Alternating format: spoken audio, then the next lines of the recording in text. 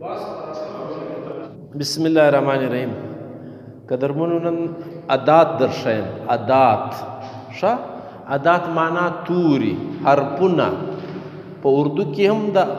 حرفونو د پاره له عربي څخه 28 قسمه راغلي دي. یعنی دونه سره ډېر کړي دي، سړی ډېر کنفیوزه کوي. لیکن هلته چې د توري پر مفهوم چورت ووایست دا د کم مفهوم د پاره استعمال سوی دي، بیا لږ وضاحت اسانه کېدای شي. نو کم نومان چې په عربي او اردو ګرامر کې استعمالیږي، زموږ د ګرامر پوهانو هغه توري راخیستي دي په پښتو کې لټولي. که هغه رنګه توري شته صحیح دي که نسته، نو یو 25-26 قسمونه په پښتو کې هم د اداتو غسته. د اداتو شناخت دا دی چې اکړ اکثره د یوه معنا نه لري، او هم که په ته دا توري چې دي دا اکړ معنا نه لري لیکن دا په جمله کې خامخا یو شي ته اظهار کوي، خامخا د یو شي وضاحت کوي، نو دغته ادات وایي. تاسو به ادات څنګه پیژنئ؟ تاسو به اوله وار جمله ګورئ. اوس نو موږ چونکې ګرامر ګرد ویلی دي، صرف ادات پاته دي. له اداتو بعد بیا موږ توري رااخلو، له توري سره د هغو حرفونو په ذریعه، پارټس آف سپیچ په ذریعه بیا جمله جوړو. چې موږ ډېرې جملې زده کړې، بیا موږ پیراګراف لیکلی شو. چې موږ ډېر پیراګرافونه ولیکل، بیا موږ مضمون لیکلی شو. بیا نو لیک اسانه شي. بیا چې چا ډېر لیکونه کولی شو، کتاب هم لیکلی شي. بنیادي چیش دي د ګرامر دغه توري سته سره راټولی. اول حرف دی، بیا 2 سره ګډېږي، بیا 3 سره ګډېږي، توری ځینې جوړېږي له حرفه څخه. حرف اکړ یوه معنا نه لري، نو دغه رنګه ادات هم اکړ یوه معنا نه لري، لیکن دا د تورو کار کوي، سره ګډوي یا توري. بیا یې مقصد سره وایي دا ګرد ګرامر خلاصه دا ده چې بل سړی ستا په ذهني مقصد وپوهېږي، ستا د ذهن و هغه ځای ته ورسېږي چې ته اظهار غواړي. ډېر انسانان ژبه نه لري، بیا نو د هغو د ژبو خپل ایکسپریشنز دي،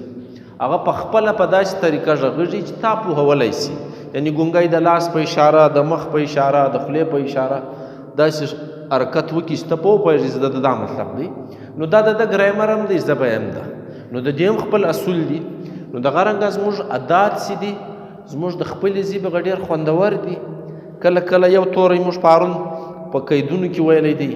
بله ورځ په پوښتنه کې ویلی دی، بله ورځ په نفي کې ویلی دی، نن یې بیا هغه توري را اخو دلته په اداتو کې وایو. وینې اصل نوم کې دي ادات، لیکن ځایونه بدلېږي که نه بدلېږي. زه به تاسو ته هر وخت وایم چې ګرامر لارې دي. کور ته د 20 لارې تللي دي چې ستا خوښه وه پر هغه لار لاړ شه. ستا کور ته کومه لار خوښه وه پر هغه لار، چې ته څرنګه غږېده غواړې، په کومه زمانه کې غواړې، په کومه جمله کې غواړې، هغسې وغږېږه چې ستا په خبره څوک پوه سي. بس مطلب دا وي. نو دارنګه 28 قسمونو کې اول د عطف توری دی. عطف توری هغه دی چې 2 توري کنجکشن سي ورته وایي، 2 توري سره ګډوي، 2 اسمونه سره ګډوي، 2 جملې سره ګډوي. دغه دا خوا هم د مطلب والای، دا خوا هم د مطلب والای. اسلم ناجوړه دی، اکرم هم ناجوړه دی. د هم له وجې موږ ته د دواړو یو کیفیت معلوم شو. دا هم دغه کار کوي چې دا اسلم و اکرم د دوی ناجوړي سره ګډه کا، په دوی کې دننه داسې موږ ته یووالی راشوی چې یاره دا دواړه د یوې لارې دي. یا اکرم او اسلم دواړه ناجوړه دي.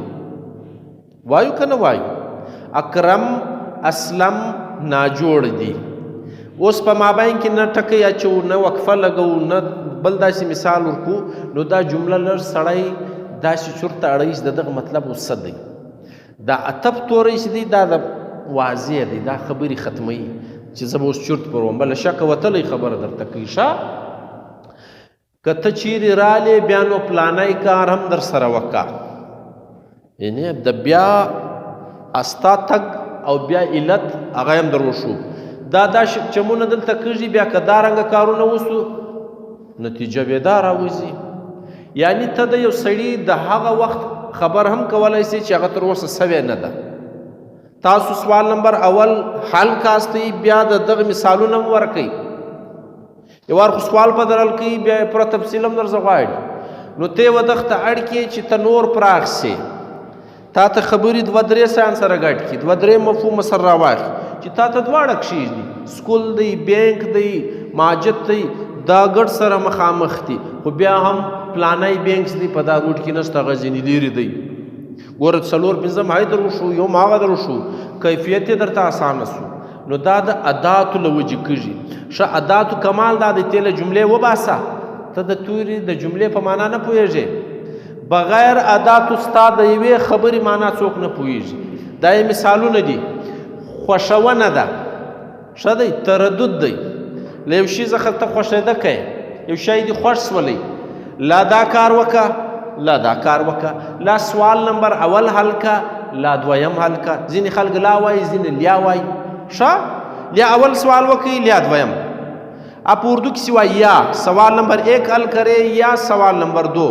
په انګریزي کې دغه لپاره او آر تورې استعمالیږي دغه هم دغه ادات دي ښه نو دغه کله ته استعمالوي تا ته اختیار درکوي له دوه څخه د یوه لیا دا وکړه لیا دا وکړه دلته 2 سوال ورکړي دي په مابین کې لا لګولی دي ته په دا پوهېږې چې غواړي یو ما چونکې ادات په ګرامر کې ویلي دا دواړه نه غواړي په اول یې وکړي چې شو دواړه غواړي وینې سوال نمبر 1 وکړي دویم هم حل کوي وینې پر ژوند یې وژغږئ د خوشحال بابا پر جنګونو هم وژغږئ په ژوند کې چې کوم جنګونه کړي واشه د خوشحال بابا د پلاني کار څرګندونه وکړي د جیل پر ژوند یې وژغږئ ښه په آزاد ژوند کې څنګه پر هغه هم وژغږئ اول توری چې دی د اداتو هغه دواړه غواړي دویم چې دی هغه خوښېده غواړي یعنی خوښېده به ته کوې ستا اول سوال زده دی اول وکړه دویم دې زده دی دویم وکړه دا په دا ګردو باندې کېږي ښه یو په سړي کې هیله خواهش پیدا کوونکي توري راځي ښه مجھے کش کې زه ډي سي صاحب وایم کش کې ما غټ موټر لرلی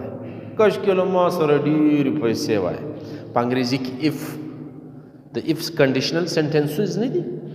نو که زه ډېر موړ وای ما به د ګرد دنیا چکر وای اف آی واز ریچ نو اوس زه نه یم موړ اوس به زه څنګه کوم نو دغه خواهشونه چې پیدا کېږي کش کې ما داسې کړي وای کش کې داسې سوي وای داسې هم سوي وای خوند به کړی کش کې ګسې ځینې باسي د خوښېدو ځای ګسې ځینې باسي په وای باندې هم موږ ته ځینې توري په دغه اداتو کې معلوم دي که داسې سوي وای که دا وسي صرف په که باندې کار کوي نو دا توري چې دي ګوره اکړ معنا نه لري لیکن هلته موږ ته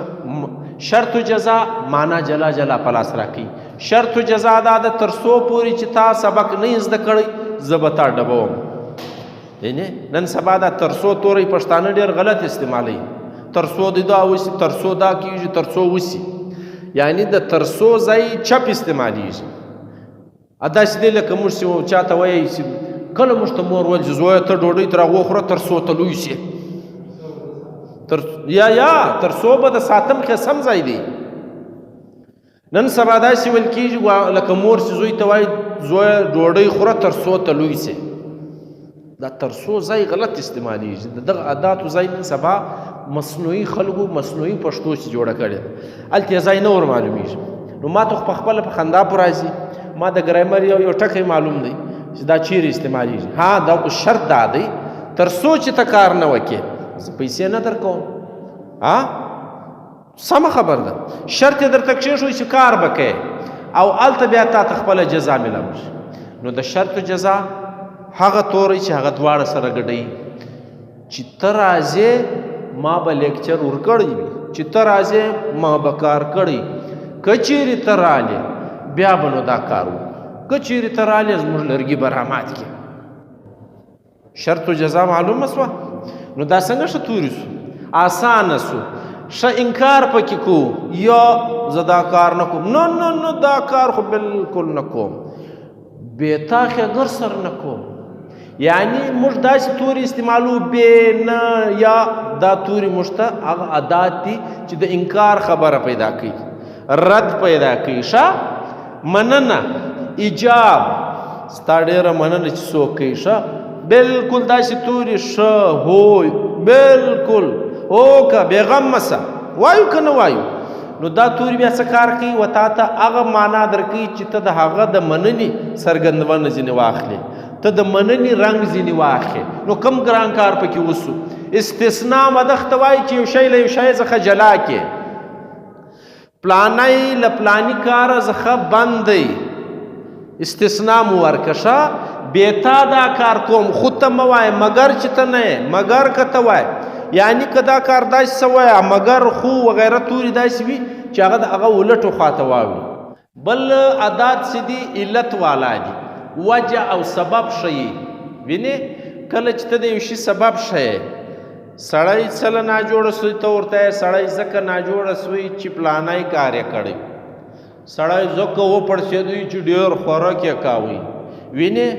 که داسې نه وای سوي داسې به سوي وو یعنې دا کار چې وسوی دا له دې وجې وسو په دې سبب وسو هغه علتونه شو نو داسې عادات پکې استعمالو چې هغه څخه موږ ته علت معلومیږي سبب معلومیږي نو دا ټول چې دی هغه ولې ځکه دا په دې چې دا داسې وو دا په دغه وجه په دغه سبب هر توری چې موږ وویلی نو هغه د علت لپاره موږ استعمالولی شو بیان چونکې زموږ د خلکو هغه ډېر قسم دی یو قسم موږ ښوولی دی د تکیه کلامونه پښتانه په تکیه کلام ډېره ګزاره کوي ځینې خلک بیا یې په سراتر سې ورور ته مو د وویل څه دا چونکې دی په تکیه کلامو کې راځي نو دی هغه خبره دونې اوږدوي چې هغه تا ته خبره نور تفصیلیه یو اشاره ده نه داسې دوه ټکي واچو دی د دا خبرې بیان داسې درته کوي ځکه یې وولئ چې دا چې دپاره دونې کار وکړي چې دا د ډېره ستړیا ورپېښه کړې وه ځکه یې وولئ چې دی ډېره ناواړه وي دا چې څه کار کوي دا بیان کوي د چیش چې دا سړي وضاحت کوي سراتر سي خبره خو مو درته کوله ستا خبره د په ګل بدله زموږ خلک یایي په مجلس کې در ولوږي بیا وتا ته یې ګایم وکړي ستا خبره د په ګل بدله نو بیا به په ګل څنګه بدله ښکار د ګرد راوکړي زما مجلس خو د ګرد را خراب کړي نو دغه حرف بیان دی دغه د بیان عادات انسانان استعمالي لننه پس که تاسو ورسره ولدېدلاست ګوره یاستئ پوښتنه والا پوښتنه مو تاسو ته درښولې وه په قید کې هم راتلی شي په نفي کې هم راتلی شي په اقرار کې هم راتلی شي چې څنګه حروف استعمالی دا د څرنګه استفهام موږ په اصل نوم چې دی هغه په عاداتو کې څه یې کړ یوه معنا نه لري څرنګه یې کړ یوه معنا نه لري لیکن دلته په تورو ګډېږي نو موږ ته د پوښتنې ځایونه راښیي څه حال دی څو کسان راغلي وو څو به وسي دارنګه د سوګند دپاره قسم خوړلو دپاره خلق عادات استعمالی موږ وایو په والله قسم دی په خدای که مه کړی دی وایو که نه وایو سید ګوهر صاحب ویل په والله بالله تالله که په خبره هغه بیا دوغن غټ سوګند کاوی نو درې بیا سره ګډول ښه ډېر خلک خپل ځان ته ځانګړي اسلوبونه لري نو دا هم پکې راتلی شي د غږ او د بلنې دپاره عادات راځي کاکو و ماما خبر واوره موږ ناري وو دا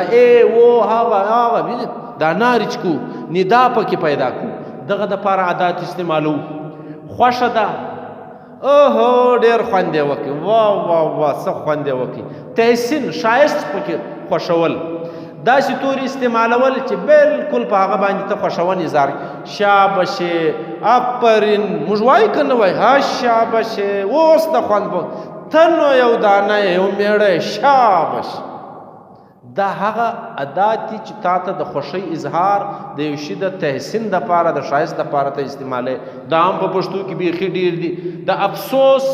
او د درد دپاره اکثره یو رنګ استعمالیږي کله کله موږ افسوس په دی اوف پلانی چې دی هغه وفات سوی دی پلانی مړه سوی دی اخ خوا مه په بده ده دغه اخ توری بیا رااخو د درد او غم دپاره یم اخ خوښ سوم وش خوښ سوم وای خوښ سوم نارې وای که نه وای نو دغه هغه عادات دي چې انسان یې استعمالوي د خبرې اظهار پکې رنګ یې جلا دی نو په افسوس کې جلا توري استعمالولی سو هغه توري بیا په درد او غم کې نو چونکې دا هم افسوس د غم خبره وي نو دوی وایي چې د درد او د کله کله یو سړی ته په سوک ووایه یو افسوس د یو چا په مړینه خبر د کې لږ په مفهوم کې فرق راځي نو بیا دواړه رنګونه که یو رنګ هلته مفهوم جلا وي هی د هغې د یو چا په خوابدي او په تاوان خوش سوی دی هی په خپله په لرګي خوش سوی دی چا والی دی نو په درد باندې ناره کوي ښه یو د تنبیه دپاره موږ عادات استعمالو څوک تنبیه کوو خبرویه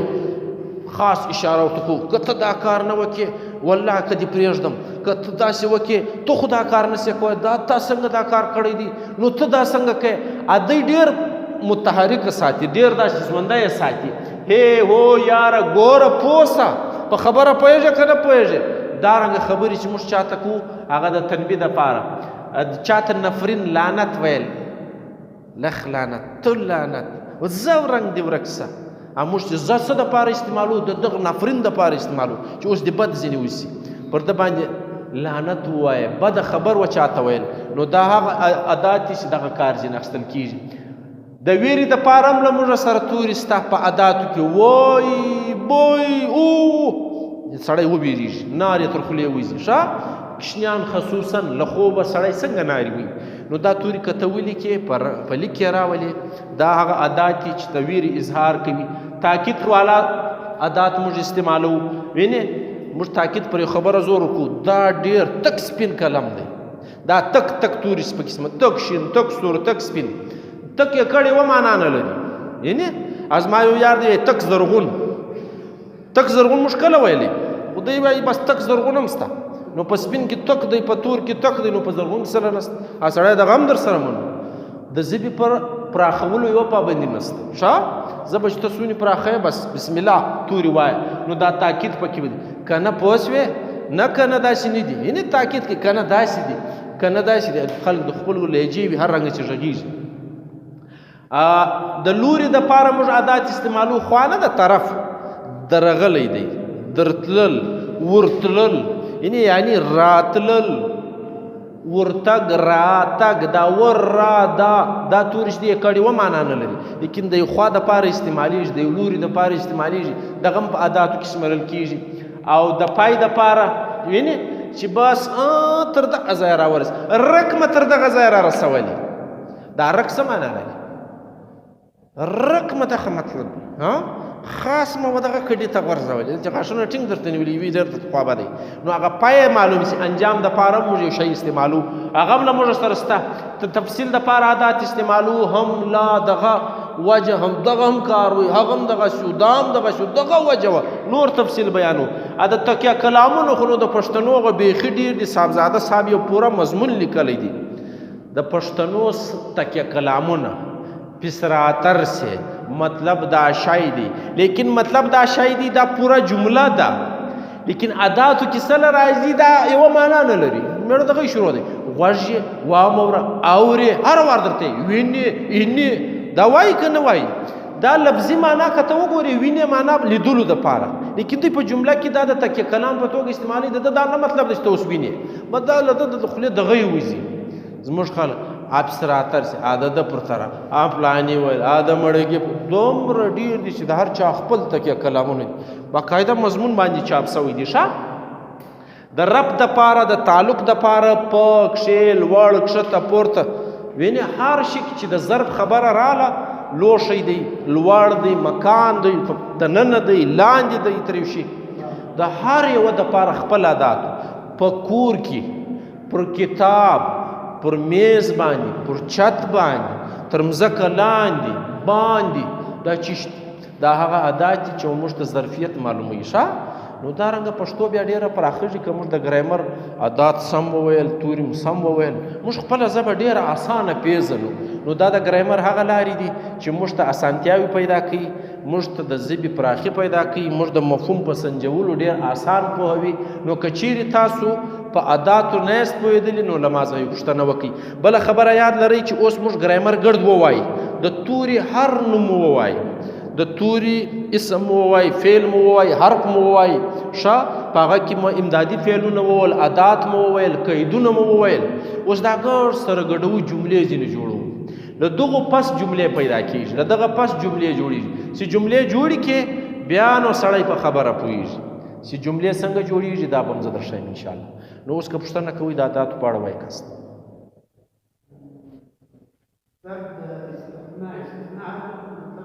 استثناء معنا یو څوک له یو کاره څخه